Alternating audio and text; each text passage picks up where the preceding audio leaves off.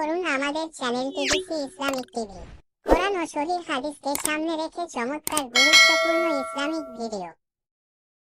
বুকে মারে, মাতম করে, তাজিয়া করে, ঢোল বাজায়, লাঠি খেলে, ঝালনি বাজায়, আরো সব করে। এগুলা কোথায় গেল আবার? এর উত্তর হলো এই যে এগুলার সঙ্গে ইসলামের কোনো যোগাযোগ নাই। এগুলোর উৎপত্তি হলো কি করে, এই বিষয়টি আপনাদের সামনে অতি সংক্ষেপে তুলে। রাসূলুল্লাহ সাল্লাল্লাহু আলাইহি সাল্লামের নাতি, দুই নাতি ছিলেন, হাসান আর হোসেন রাদিয়াল্লাহু আনহু। হাসান রাদিয়াল্লাহু তাআলা আনহু রাসূলুল্লাহ সাল্লাল্লাহু আলাইহি ওয়াসাল্লাম দোয়া করে গেছেন যে এর মাধ্যমে মুসলিম ঐক্য সুপ্রতিষ্ঠিত হবে। তো তাই তার যুগে হাসান রাদিয়াল্লাহু তাআলা আনহু মুসলিম ঐক্য সুপ্রতিষ্ঠিত হয়েছিল। সবাই মুআবিয়া রাদিয়াল্লাহু তাআলা আনহুকে মুসলিম জাহানের খলিফা হিসাবে মেনে নিয়েছিল এবং হাসান রাদিয়াল্লাহু তাআলা আনহু মেনে নিয়েছিলেন। কিন্তু হাসান রাদিয়াল্লাহু তাআলা আনহুর ইন্তেকালের পর বা ওনার নিহত হওয়ার পর হোসেন রাদিয়াল্লাহু তাআলা আনহু কুফা আসার সিদ্ধান্ত নিলেন। মদিনা থেকে কুফা, যেটা ইরাকের মধ্যে রয়েছে।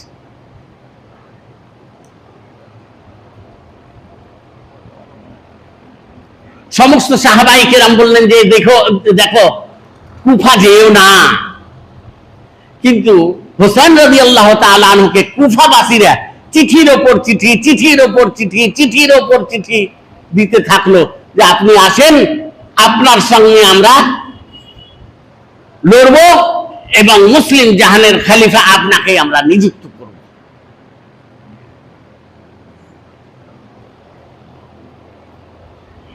তিনি কোন সাহাবীর বাধা মানলেন না। নিজের সপরিবারকে নিয়ে প্রায় ৮০-৫০ জন ছিল, চাকর বাকরকে নিয়ে, দাস দাসীরাকে সবকে নিয়ে তিনি চলতে শুরু করলেন।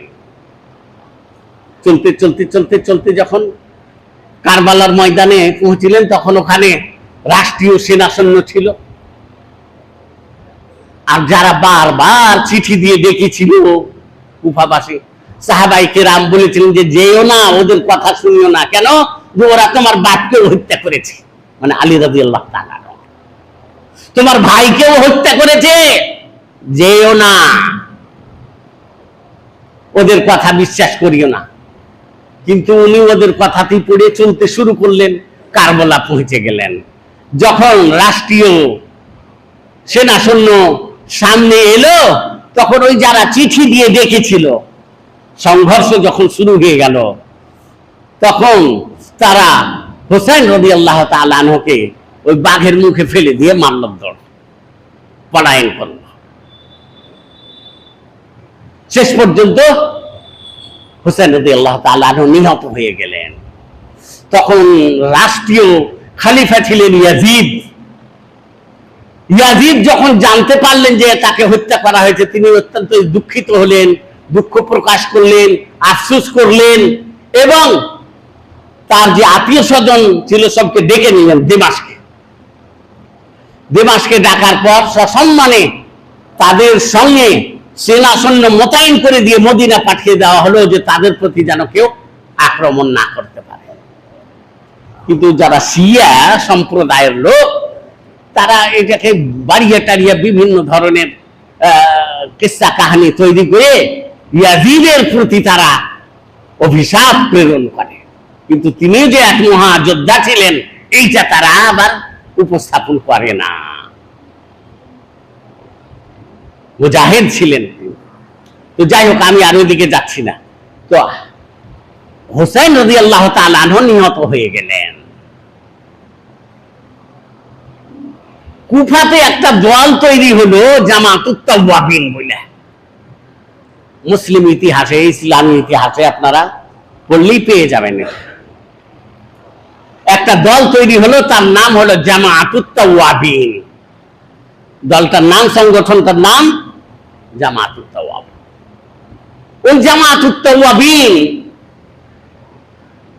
এইটা ধারণা পোষণ করলো যে প্রকৃত পক্ষে তারাই হোসেন রাদিয়াল্লাহু তাআলা আনহুকে হত্যা করেছে। যেহেতু তারা বিশ্বাসঘাতকতা করলো, তাকে ডাকলো, তার সংরক্ষণ না করে তারা পলায়ন করলো, তাহলে তখন তারা বলল যে এই যে নিহত হয়েছে বা হত্যা করার সমস্ত পাপ তাদের মাথায় চেপেছে। কাজে এই পাপের ক্ষমার জন্য তারা একটা প্রথা চালু করলো, ওই হাই হোসেন করে নিজেকে মারতে শুরু করলো ওই মুহররম মাসের 10 তারিখে প্রত্যেক বছর। এই জামাতুত তাওয়াবিনের এটা হলো কাজ। কোথায় সৃষ্টি হলো এই দলটা? ও কুফাতে। দিয়ে নিজেদেরকে মারতে শুরু করলো যে এইভাবে তাদের পাপ মাফ হবে। এটা কখন ঘটে? প্রায় 61 হিজরিতে, আল্লাহ রাসূল সাল্লাল্লাহু আলাইহি সাল্লামের ইন্তেকালের কতদিন পর? প্রায় 50 বছর পর। তাহলে এটার ইসলামের সঙ্গে কোনো যোগাযোগ নাই। হ্যাঁ, মুসলিম ইতিহাসের সঙ্গে যোগাযোগ আছে। ইসলাম কমপ্লিট হয়ে গেছে আল্লাহ রাসূল সাল্লাল্লাহু আলাইহি সাল্লামের যুগে, 50 বছর আগে। কিন্তু যারা সমাজে ওই রকম করে, মনে হবে যে 10ই মুহররমে রোজা টোজা রাখার কোনো চর্চা নাই, শুধু ওই মাতম করার, তাজিয়া করার, ঢোল বাজা, এইটাই হলো শুধু ইসলামের কাজ। এটা ভুল। তারা তাজিয়া করে না, তাজিয়ার মানে হলো ওটা হোসেন রাদিয়াল্লাহু তাআলা আনহুর কবরকে যেন নিয়ে যাচ্ছে তারা। ওই কবরে তারা মাটি রাখবে কিছু, তারপরে কবরে তওয়াফ করবে, দিয়ে তারা আশা করবে যে এই তওয়াফ করলে তাদের মনের আশা আকাঙ্ক্ষা পূরণ হবে। হোসেনের কাছে তারা সাহায্য চাইবে যে মনের আশা আকাঙ্ক্ষা পূরণ হবে। হোসেন রাদিয়াল্লাহু তাআলা আনহু তো নিজেকে রক্ষা করতে পারলেন না, তো আপনার আশা আকাঙ্ক্ষা আর আপনাকে কি করে তিনি রক্ষা করবেন, আর আপনার আশা আকাঙ্ক্ষা কি করে পূরণ করবেন? ইসলাম প্রিয় ভাইরা আমার, তাহলে এই হলো জামাতুত তাওয়াবিন। এই লাঠি খেলা, নিজেকে মারা কখন সৃষ্টি হলো? তাহলে 60 হিজরির পর। কখন? হোসেন রাদিয়াল্লাহু তাআলা আনহুকে হত্যা করার পর। কারা তৈরি করলো? বিশ্বাসঘাতকতা যারা করেছিল তারা। স্পষ্ট হলো বিষয়টি? এগুলো হয়তো 10 খান বড় বড় মোটা মোটা বই পড়ে হয়তো উদ্ধার করতে পারবেন না, কিন্তু আমি সংক্ষেপে আপনাদের সামনে উপস্থাপন করলাম। আর আপনাদের উপকারের জন্য অতি সংক্ষেপে এই যে একটি বইও লিখেছি, এতেই আছে মুহররমের বিষয়ে। তো এখন জানতে পারলেন যে এই লাঠি খেলা, বুকে মারা, চাকু খেলা, এগুলো কখন শুরু হলো? কখন শুরু হলো?